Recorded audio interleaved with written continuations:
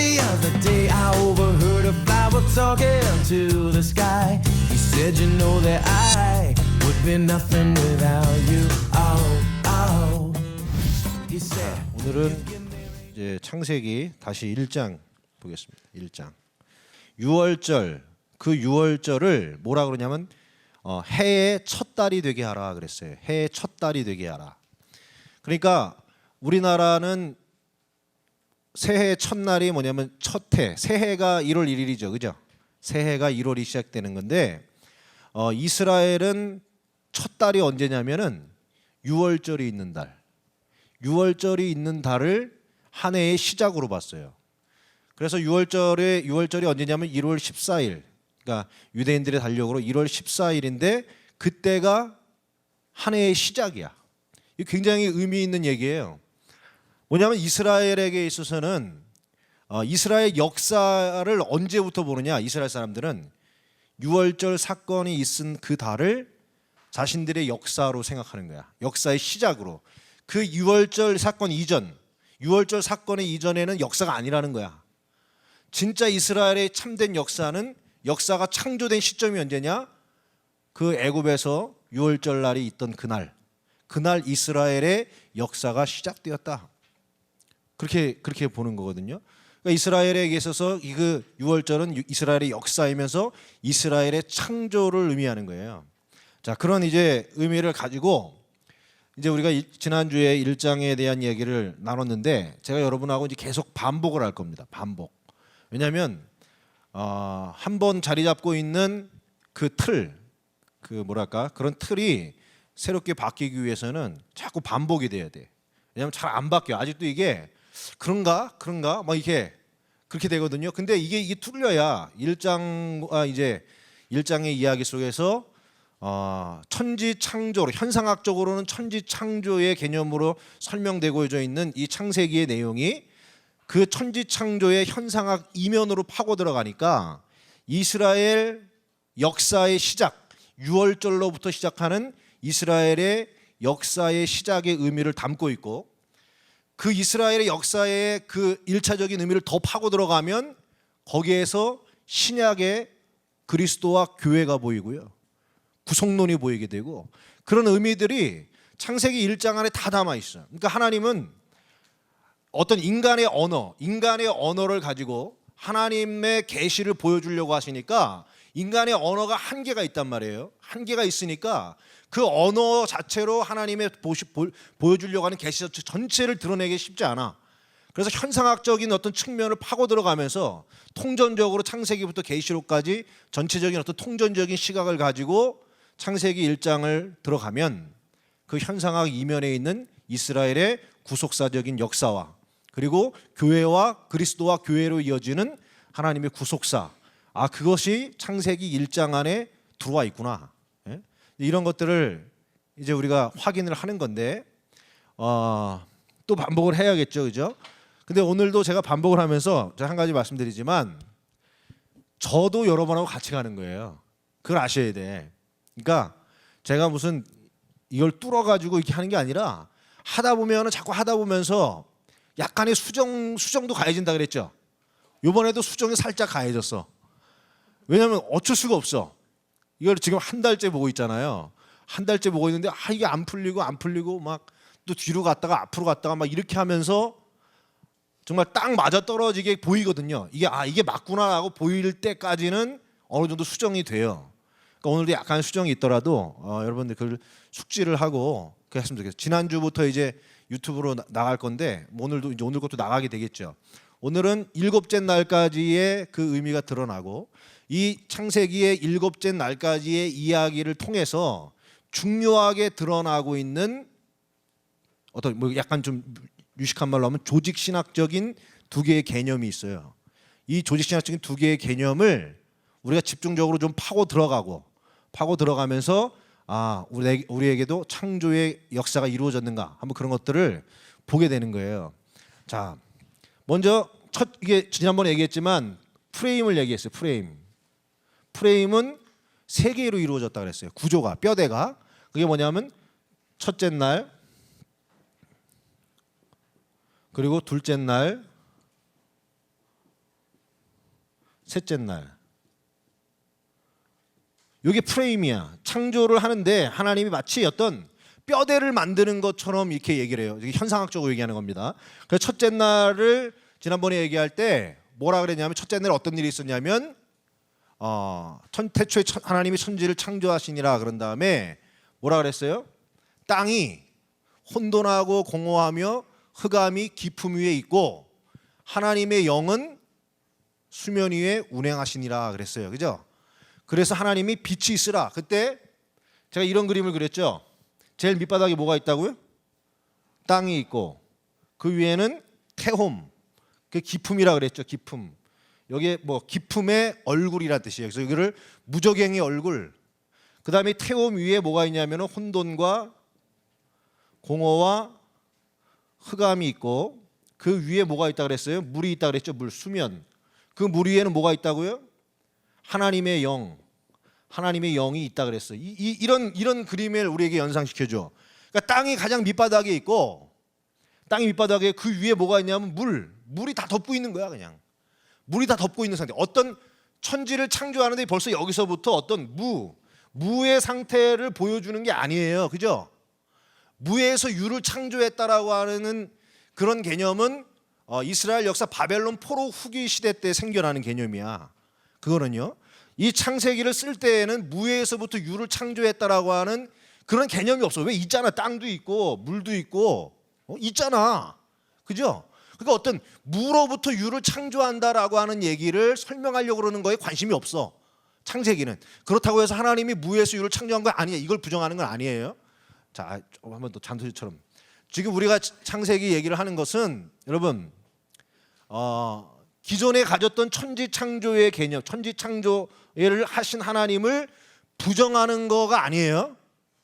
부정하는 거 아니에요. 그거를 인정을 하고 뭐냐면 더 깊게 들어가는 거야. 그 이야기 속에 담고 있는 그 하나님의 메시지, 구속사적인 메시지의 의미를 드러내려고 하는 거지 천지창조를 부정하는 건 아니다 이거야. 그러니까 천지는 창조하셨는데 이 천지창조의 이야기 속에 말씀하려고 하는 게 있다. 빨리 이런 개념의 틀에서 여러분들이 나와야 이 얘기가 보인다는 겁니다. 예? 자, 그래서 이런 뼈대를 이제 가지고 있었는데 하나님의 영이 물 위에서 테라헤프트 뜻이 뭐라 그랬어요? 운행하시는데 뭐 하고 있다 그랬어요? 마치 알을 품고 있듯이 이렇게 품고 있다 그랬죠. 생명을 품고 있듯이. 여기서 뭔가 지금 하나님이 어떤 물을 통해서 어떤 역사를 일으켜내려고 하신다 이거야. 역사를 일으켜내려고 하시는데 빛이 있으라 그러니까 빛이 딱 있었어요. 이 첫째 날 빛, 그 오르라 그랬죠. 오르. 이 빛이 딱 생기니까 빛과 어둠으로 나뉘었다 그래. 빛과 어둠으로 나뉘었다.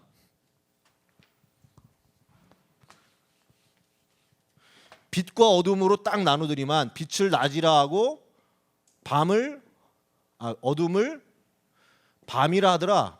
딱 이런 일이 있다 그랬어. 자, 그다음에 둘째 날에 이렇게 딱 보니까 궁창이라고 하는 말이 나오면서 궁창 가운데에 물 가운데에 궁창이 있는데 그러니까 물 여기에 궁창이 이렇게 있대. 응? 아시겠어요? 여기 궁창이 있는데 이거를 궁창 위의 물과 궁창 아래의 물로 나눠버려. 둘째 날. 그래가지고 이 궁창이라고 하는 이게 단어가 라키아라고 하는 단어라 그랬는데 이 라키아라고 하는 단어는 망치로 두들겨가지고 편다 그랬죠. 편다라는 의미를 가지고 있어요. 그래가지고 이거에 쓰인 단어가 물두멍이라 그랬어요. 그죠? 물두멍이라 그래가지고 자, 이 둘째 날 어떤 얘기냐? 마치 물두멍을 가지고 여기 있는 물을 퍼가지고 여기다가 물을 담아버린 거야. 담아버려서 이거를 궁창이라 그리고 이 땅을 여기 궁창 아래에 물로 이렇게 나눠줬다 그랬죠. 그래서 이게 뭐 물두멍에 대한 개념, 혹은 뭐 휘장이라고도 하는데, 하여튼 성막적인 개념들을 여기다가 갖다 쓰고 있어요. 자, 그 다음에 셋째 날, 여기 자꾸 떨어지냐? 자, 셋째 날 무슨 일이 일어나냐면 이 물이, 자, 여기 이렇게 세숫대야, 여기 물이 이렇게 담겼어. 그 다음에 여기는 이제 여기 또 이렇게 물이 있어. 물이 있는데 아직 땅은 드러났어요, 안 드러났어요? 둘째 날까지 땅은 아직 안 드러났어. 이 땅이 어디냐면 여기 이 가운데 있어. 근데 이게서 천지의 물이, 이거는 놔두고 천지의 물이 어느 한쪽으로 모여라. 그래가지고 모인다라는 말을 카발이라 그랬는데, 이거 뭐냐면 뜻이 뭐냐면 카발이라는 말이요, 묶는다 이런 뜻이에요. 묶는다, 하나로 묶어버렸다. 그래서 이 물이 밑쪽으로 쫙 흘러. 물이 그림을 참 못 그려가지고 물이 하여튼 이렇게 흘러가지고 여기에 뭐가 드러나요? 여기에 묻이 드러났어. 자, 물이 카발, 묶었다 그랬죠. 물이 묶었는데 여기서 물이 쫙 이렇게 해서 이 물이 묶어가지고 여기 모인 곳, 모여서 나뉜 물을 뭐라 하냐면 미크베 함마임이라 그랬죠. 그런 거 왜 중요하니까 얘기하는 거예요. 미크베 함마임.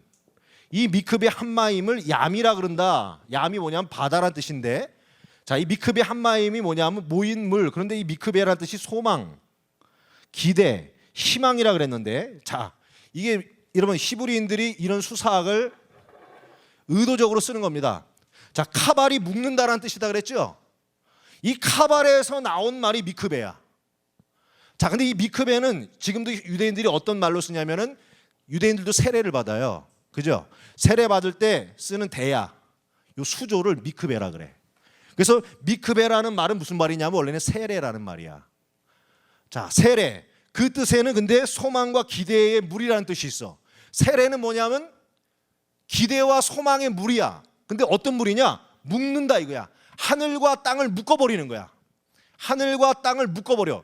그래서 여기에 이 물이 홍해 바다가 쫙 나눠져 가지고 이 바다 속에 하나님의 백성들이 놓여지죠. 놓여지는데 뭐냐? 그게 뭐냐면 미크베라는 거야. 세례의 수조통에 들어가서, 세례가 뭐냐? 카발. 하나님과 이 땅의 사람이 하나님과 하나로 묶여버리는 거. 그래서 땅의 사람이 하늘 사람이 되는 거. 그걸 뭐냐면 카발, 그걸 세례라 그랬단 말이에요. 그래서 이게 뭐냐면 그 물속에 들어간 이스라엘을 하나님께서 보호하셔가지고 하늘과 땅을 하나로 묶어버렸다. 그래서 이 땅의 사람과 이 땅의 사람이 죽고 이제는 하나님 하늘 사람으로 새롭게 태어난 거, 그거를 말한다 그랬어요. 자, 이 라키아라고 둘째 날은 하나의 세례통, 그러니까 홍해 바다가 쫙 나눠지는 현상을 얘기하는 거고, 거기에 세 번째는 이스라엘 백성이 거기 들어가는 거야. 들어가서 세례를 받는 이야기로 이렇게 나와.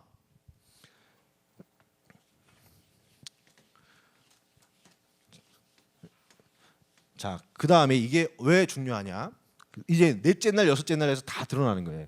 넷째 날이 좀 수정이 됩니다. 넷째 날이 넷째 날 때문에 아주 진짜 힘들었어 아주. 자, 이 넷째 날에 한번 우리 읽어보겠어요. 자, 14절부터 18절까지 시작.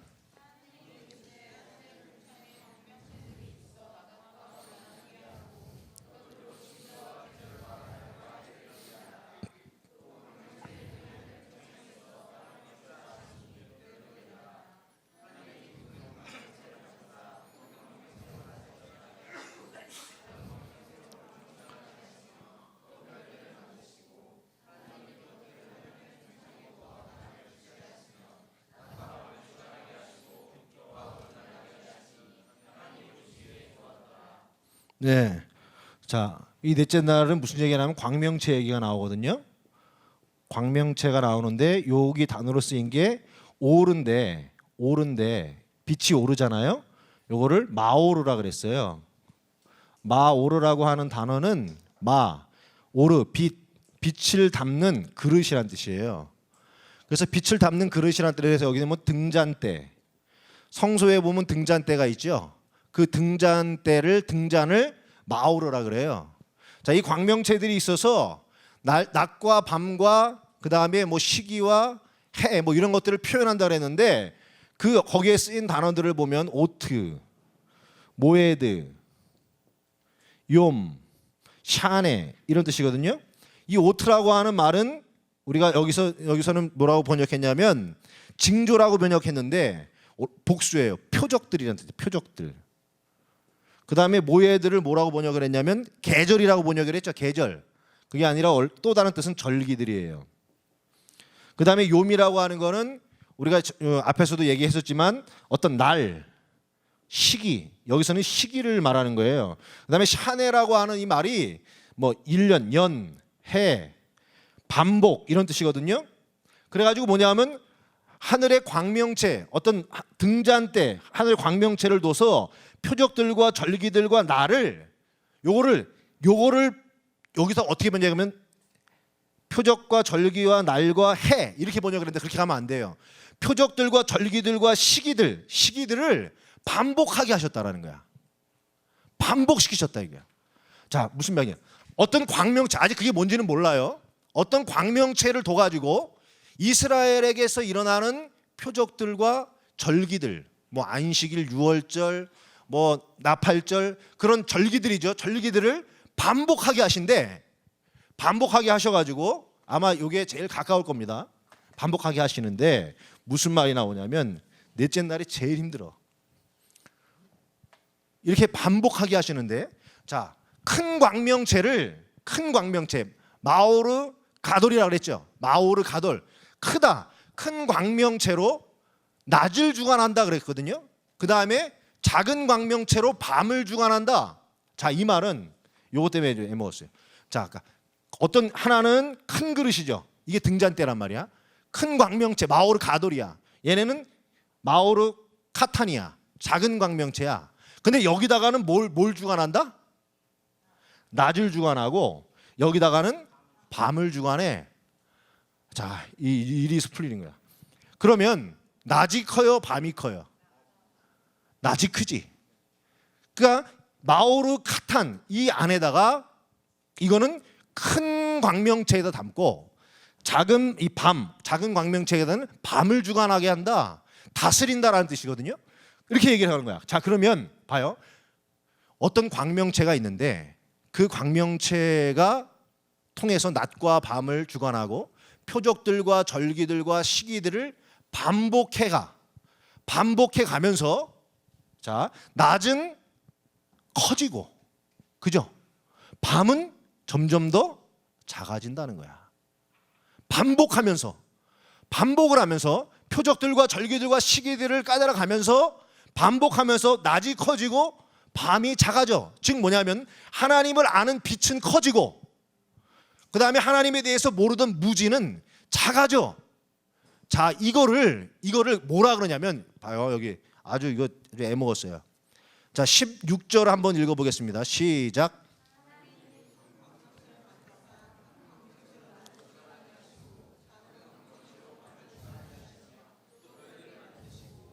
예, 여기서 봐요. 또 별들을 만드시고 이렇게 번역을 했거든. 이렇게 하면 안 돼. 여기 뭐 베트 아카브라 그랬어요. 이거 뭐냐면 바로 그 별들이야. 그게 뭐냐면 큰 광명체와 작은 광명체가 끊임없이 반복이 되면서 광명체가 표적들과 절기들과 시기들을 익혀나가는 것을 반복해가. 그래서 밤은 작아지고 하나님의 빛을 아는 낮은 커져가. 바로 그 자체를 뭐라 그러느냐? 별들 아카브라 그런다는 거야. 그 아카브로 낮과 밤과 시기와 절기들을 그다음 뭐라 그래요? 별들을 하늘의 궁창에 둬서 땅을 비추게 하고 낮과 밤과 빛과 어둠을 나누게 하셨다라는 말이에요. 그러니까 아직도 정확하게 그 별들이라고 했을 때 이 별들은요.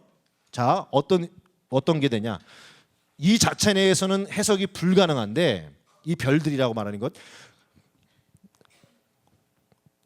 표적들과 절기들과 시기들을 반복해 가면서 하나님을 아는 빛은 커져가고 하나님을 모르는 무지함은 작아져가. 그것을 하는 것이 뭐냐? 그 자체가 별들이라는 거야. 자, 근데 그 별들은 뭐냐? 계시록을 보니까 예수님이 7 촛대 사이를 거니시고 그러면서 손에 뭘 들고 있어요? 별들을 들고 있죠. 그죠? 7 별을 들고 있죠. 그 다음에 다니엘서 12장에 가면 많은 사람을 옳은 대로 돌아오게 한 자는 그죠? 뭐 하늘의 별처럼 빛날 것이라 그랬어요. 그러니까 이 별들이라고 하는 이 의미는, 복수로 뜨인 의미는 하나님의 지식과 하나님의 오르, 빛을 이 세상에 알게 해주는 존재들이죠. 알게 해주는 존재. 그런 존재들을 말하는 거야. 보니까 이거는 이스라엘일 수도 있고, 어떤 제사장일 수도 있고, 제사장들일 수도 있고, 어떤 선지자들일 수도 있고, 하나님의 부름받은 하나님 선택된 백성을 말하는 게겠죠. 분명히 하나님의 선택된 이스라엘 백성을 하나님께서 별들처럼 만드시고 반복시켜서 이스라엘을 세상에 하나님의 빛을 비추는 그러한 민족으로 훈련시키신다라는 내용을 담고 있겠죠. 그죠? 아이고 힘들다. 자, 그래서 넷째 날은 무슨 의미가 되느냐? 이러한 프레임을 통해서 어떤 이거는 사건이란 말이에요. 유월절과 홍해 사건이겠죠. 그 중에서도 홍해 사건을 두드러지게 설명을 하고 있는 거죠. 이 틀에서. 근데 이 틀에서 결국 뭘 하시냐면 이 홍해 사건과 하나님이 이뤘던 것들을 어떤 끊임없이 반복하고 절기로 지켜나가고 어떤 성막에서 하나님의 그것들을 의미를 담아내고 예배를 드리면서 배우면서 이 절기들을 하나의 내면화 반복해서 내면화시켜서 하나님의 빛을 자신의 어떤 삶으로 내면화시킨 백성, 그 백성들을 통해 백성들을 하나님 만들어 가신다. 그래서 이 네 번째 날의 의미는요, 네 번째 날은 반복된 훈련이겠죠. 반복 훈련을 통해서 이스라엘을 훈련해 나가시는 내용을 다루고 있어. 자, 그 다음에 다섯째 날을 한번 읽어보겠습니다. 20절, 자 시작. 23절까지.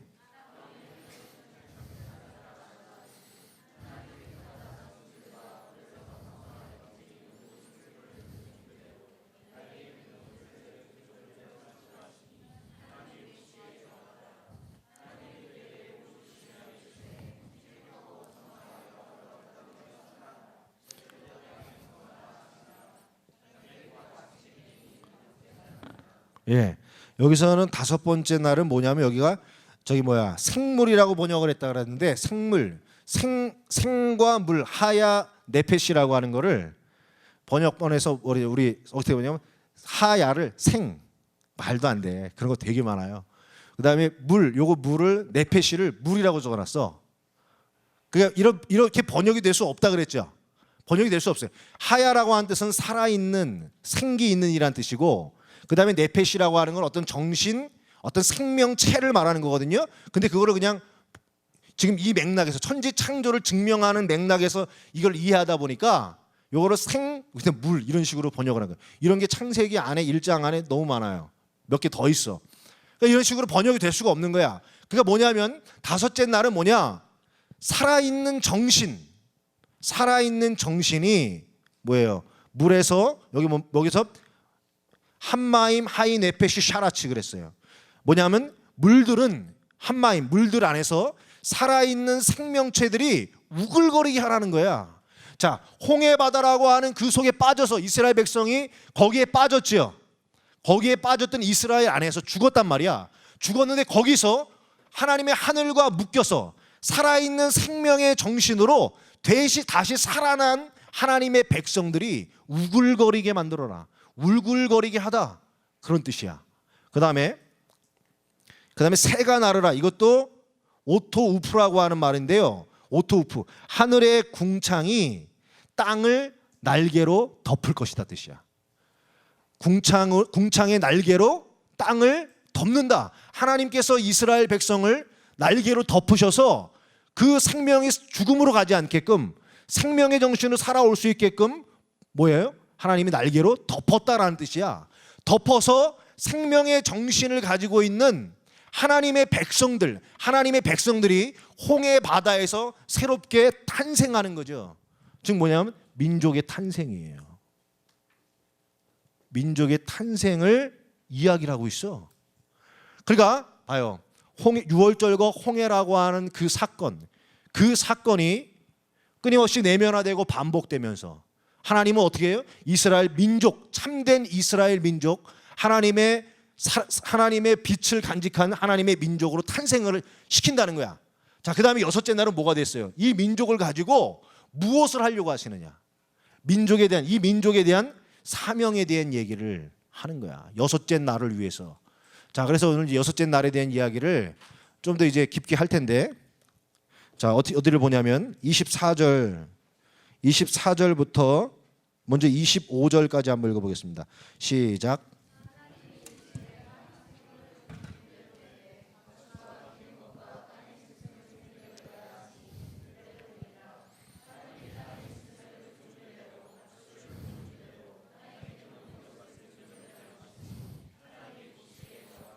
예, 여기 보니까 땅은 생물을 종류대로 내고 가축과 기는 것과 땅의 짐승을 종류대로 내라. 하나님이 땅의 짐승을 종류대로, 가축을 종류대로, 땅에 기는 것을 그 종류대로 만들었다. 자, 이 뭐냐면 지금 나오는 게 얘네가 땅에 기는 것과 가축들과 짐승들 얘기가 나오는데 얘네는 어떤 대상들이냐? 26절, 27절을 한번 읽어보겠습니다. 시작.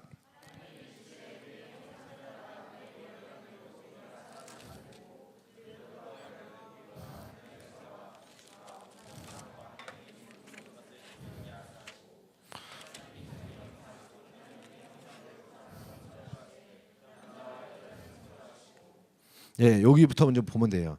여러분 26절에 우리의 형상이라는 말을 동그라미 쳐보세요. 우리의 형상. 여기서 형상이라고 하는 말이 첼렘이라는 말이에요. 첼렘. 근데 이 뜻은 형상이라고 하는 말이 아니라 원래는 그늘지다라는 말에서 나왔어요. 그늘지다. 그러니까 그림자라는 뜻이야. 그러니까 뭐냐면 여기에서 뜻은 우리의 그림자 안에서, 여기 뭐가 우리의 형상을 따라 우리의 모양대로, 말이 비슷하게 나오죠. 우리의 모양대로라고 하는 말이 키데무테누라고 하는 말인데, 키라는 말이 뭐뭐처럼 적용하여 뭐 이런 뜻이고요. 그 다음에 데무테노는 담아, 뭔가를 담다, 계획하다라는 뜻이거든. 그러니까 뭐냐면 정확하게 번역을 하면 이런 말이에요.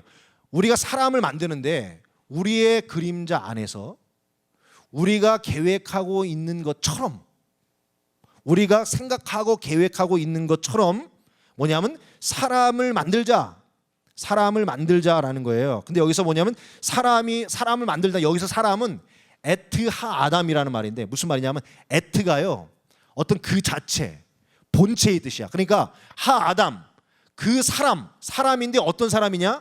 사람을 만들었다는 얘기 아니에요. 잘 들어야 돼요. 사람의 본체를 만들었다는 거야. 자, 이제부터 중요합니다.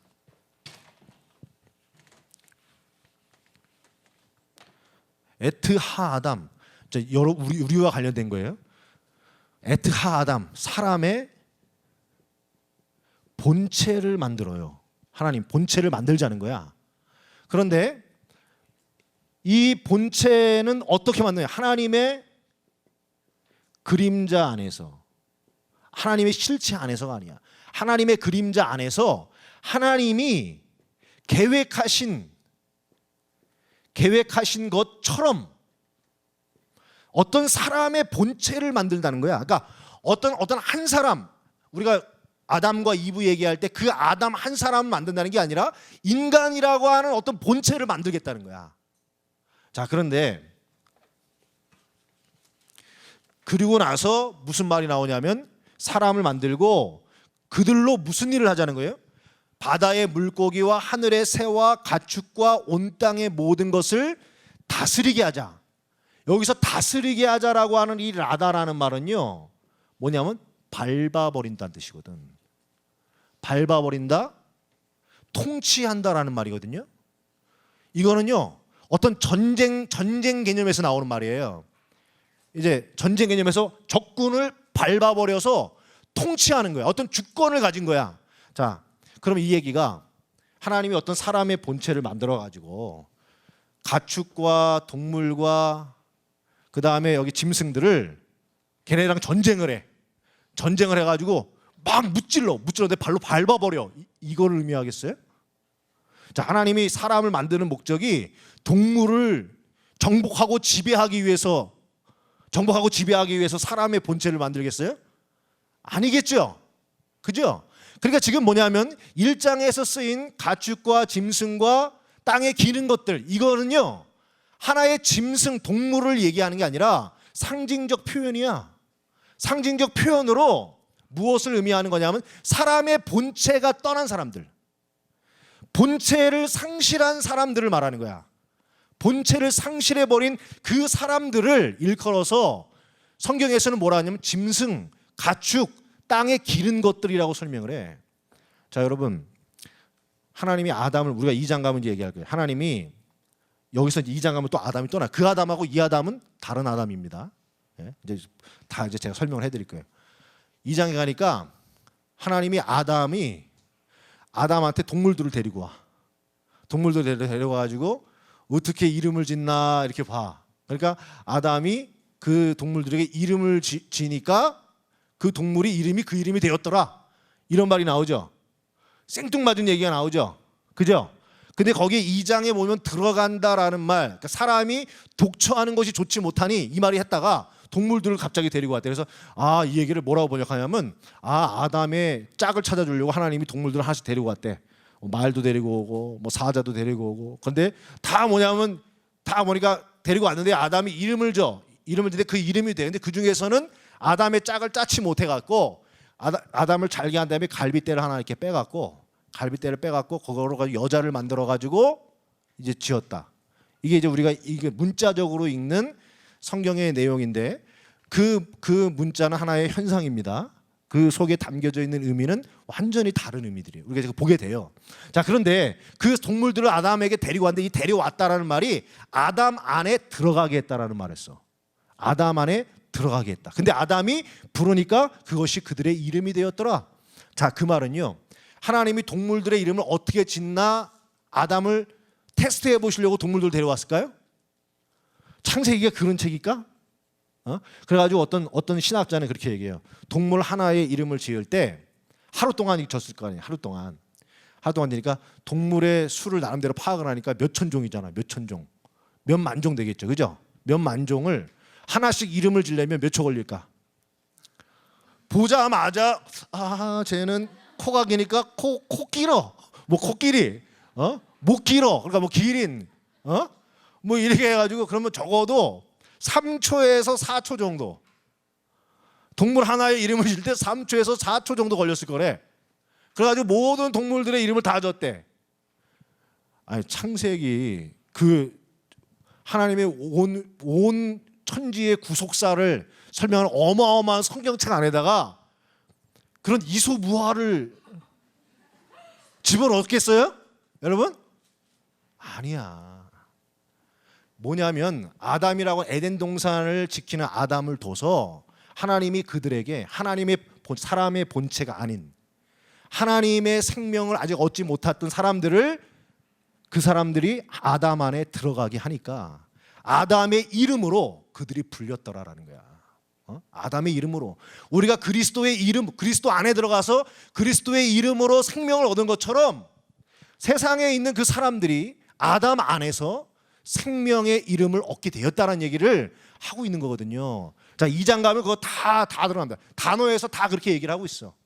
그리고 갈빗대라는 말은 아예 성경에도 없는 얘기를 여기다가 2장에다가 집어넣었어요. 갈빗대라는 말은 없습니다. 미안하게, 참 죄송합니다. 저도 갈빗대가 없어가지고 실족했잖아. 뭐야 이거? 왜 갈빗대로? 아니, 그러니까 제가 그 다음에 여기 보니까 여자 돕는 배필, 그를 위해 돕는 배필을 지으리라. 돕는 배필인데 배필이라는 단어는 또 없어. 아주 참 배필이라는 단어가 없고 거기에 이 돕다라고 하는 그 에제르라고 하는 이 말을요, 돕다라는 표현이거든요. 돕다. 그래서 영어 요거를 72역 벌가타역 72역 히브리어를 헬라어로 번역한 성경에서는 요거를 뭐라고 번역을 해놨냐면 파라클레이토스라고 번역을 했어. 파라클레이토스라고 하는 말이 신약에서 뭐라고 하냐면 보혜사라는 뜻이거든요. 보혜사, 예수님이 파라클레이토스를 보내실 것이다. 아버지께서 너희들을 보혜사 성령을 보내준다. 그가 너희들을 돕는 역할을 한다. 그래가지고 영어 성경은 그걸 헬퍼라고 번역을 했어. 헬퍼. 근데 우리나라는 떡하니 돕는 배필, 짝 배우자 이렇게 번역을 한 거예요. 그러니까 지금 이 힘들지만 왜 저도 힘들어요. 근데 그 안에 그렇다고 해서 우리가 읽는 성경은 다 틀렸냐? 아니에요. 이 성경 안에 충분히 복음을 담고 있어. 충분히 복음을 담아내고 있기 때문에 이거 봐도 성경을 봐도 우리는 그리스도를 만나고 하나님 나라가 알려져. 근데 이 정도로 가. 근데 왜 그런데 우리는 이렇게 봐야 되느냐? 더 엄밀하고 더 정확하게 봐야 돼. 왜? 지금은요. 하나님의 계시는 더 이상 전진하지 않아. 요한계시록에서 계시는 끝났어. 완성이 됐어. 근데 계시를 인식하는 것이 그 하나님의 계시의 뜻이 뭐고 그걸 인식하는 것은 지금도 전진이 계속돼야 돼. 즉 우리가 읽고 있는 이런 개정판의 성경의 내용을 가지고 하나님의 계시를 인식하는 정도는 예전에는 그 정도만 해도 됐어. 그 정도만 해도 됐는데 지금 시대는 그 정도의 인식 가지고는 이 세상에서 하나님의 복음을 설득력 있게 논증할 수 있는 게 없어. 지금은요. 그래서 계시를 인식하는 것이 전진돼야 돼. 그렇기 때문에 우리가 자꾸 히브리어 단어도 저도 히브리어도 하지도 못하는 인간이 히브리어를 찾아가지고 막 안 찾으면 얼마나 편해. 근데 한 단 한 단을 다 찾아봐야 돼. 꼼꼼하게. 왜냐하면 살짝 의심 가거든. 너무 이렇게 번역들을 그렇게 한 것들이 많아요. 그래서 지금 이런 일들이 있는 거야. 그러니까 그 의미를 보게 되면 정확하게 칼날 같은 복음의 내용들이 이 창세기 1장부터 나와요. 자, 그러니 사람을 만들었는데 이 사람은 어떤 일을 하느냐? 땅에 기는 것과 사람의 본체, 사람의 참된 하나님이 볼 때 살아있는 존재가 아닌 사람들, 살아있는 존재가 아닌 자들을 정복하고 다스리고 발로 밟고 그들을 통치하게 하기 위해서 어떤 사람의 본체를 만들지. 그리고 나서 뭐라고 나오냐면 오트 자카르 그 다음에 오트 자카르 네케바라는 말이 나와요. 뭐냐면 오트라고 하는 말도 아까 말한 에트라고 하는 말이에요. 사람의 본체, 그 자체 본체라는 뜻이거든요. 근데 자카르 네케바, 이 말은 뭐 자카르가 뭐냐면 남자고요. 그 다음에 네케바가 여자예요. 사람을 만드는데 아담을 만드는데 사람의 본체를 만드는데 자 남자와 여자를 만들고 이렇게 번역을 했어. 근데 이 앞에 뭐가 있냐면 오트라고 하는 에트가 있다 그랬죠. 뜻이 뭐냐면 남자의 본체와 여자의 본체를 만들었다는 얘기야. 그러니까 어떤 뭐 이게 자매하고 형제를 만들었다는 얘기가 아니라 남자라고 하는 어떤 본체가 있고 여자라고 하는 본체가 합쳐진 게 뭐냐면 사람의 본체래. 자, 이해가 돼요? 자, 그러면 이 말은 뭐냐면 이런 거야. 이 남자의 본체라고 하는 이 말에 말씀에 이 자카르라고 하는 말 속에는요 무슨 뜻이 있냐면 기억된, 마음에 품다 이런 뜻이 있고요. 그 다음에 네케바라고 하는 이 말 속에는 찌르다, 성취하다 이런 말이 있어. 자, 그래서 이게 뭐냐면 남자라고 하는 본체의 성은 뭐냐면 어떤 마음에 씨를 품는 거야. 씨, 자카르가 씨란 뜻도 있어요. 씨를 마음에 품어. 자, 마음에 품고 마음에 이 씨가 있으니까 뭔가를 움직이게 만들죠. 그런데 여자의 본체, 여러분 씨를 품고만 있다고 해가지고 생명이 돼요, 안 돼요? 안 되죠. 그 씨를 뿌리고 땅 속을 뚫고 들어가야 되고 거기서 자라게 만들어야죠. 그거는 뭐냐면 마음에 품은 거를 찌르고 성취해서 있게 만드는 거. 그게 뭐냐면 여자의 본체라고 하는 거야. 그러니까 남자의 본체, 하나님의 그 빛을 가슴에 씨로 품었어. 씨로 품고 이 씨를 그냥 품고만 있는 게 아니라 여자의 본체, 그 씨를 삶 속에 뿌려가지고 세상 속에 뿌려서 세상에서 열매를 맺고 만들어가게 하는 역할, 여자의 본체가 하나로 뭉쳐진 것을 뭐냐? 하아담, 에트 하아담, 사람의 본체라는 거야. 자, 이 말은요 그러면 뭐겠어요? 이 세상에 하나님의 빛을 알지 못하는 사람들, 그 사람들에게 어떤 사람의 본체가 나타났는데 이 사람은 하나님의 빛의 씨를 가졌어. 하나님을 아는 사람이야. 그리고 이걸 아는 것으로 멈추지 않고 그 씨를 뿌려가지고 사람들의 마음밭에 뿌려서 그 사람들에게 그 씨가 자라나고 있게 만드는 역할을 하는 어떤 사람의 본체를 만들겠다. 그런데 자, 넷째 날 다섯째 날까지 재밌게도 무슨 얘기가 나와요? 넷째 날 다섯째 날까지 어떤 이스라엘 민족 백성에 대한 얘기를 하다가 그 여섯째 날 갑자기 어떤 사람의 본체라는 말을 써. 한 개인을 얘기를 해.